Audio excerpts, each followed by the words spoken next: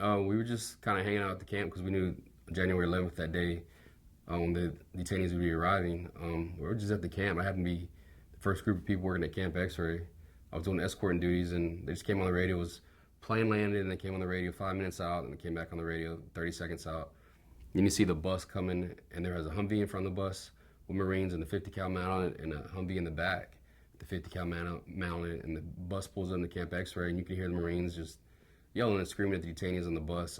Then the door just opens, and they start just throwing detainees off, and I happen to be the second guy in line doing the escort. Like the first guy that came off the bus, he came off, and the escort team grabbed him, and they were just yelling at him to get to the holding cage. He was hopping, and the Marines just threw his missing leg. The Marines threw his prosthetic leg out on the ground. What were you thinking when you saw that?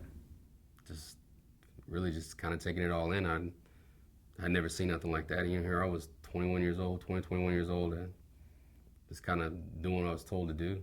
Then the second detainee came off and took control of them, then yelled and screamed at them, put them down the holding area on their knees, and they were all blindfolded, had the leg shackles and the handcuffs on and the earmuffs on, and just did the whole process till they were all off the bus. Did the military tell you that you should yell and scream at them? That was just part of what was going on? Yeah, it was just part of what's going on. They just said keep the pressure up because like they had the K9 units there too, and they had the dogs barking, so it was loud, it was chaotic, it was kind of, before the bus ever pulled up, everybody was quiet. You could literally hear a pin drop in the whole camp. And then when the buses pulled up, it was just loud. It was all chaos. And so everybody was screaming and yelling, and the dogs were barking. Oh yeah, it was quite loud. And what were the detainees, the men, doing? Did they respond back, or were they just being totally passive? Do you remember what you saw? Most of them were just going with the flow.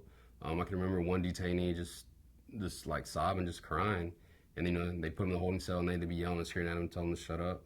But most of them they're probably so tired from the plane, they were just going with the flow.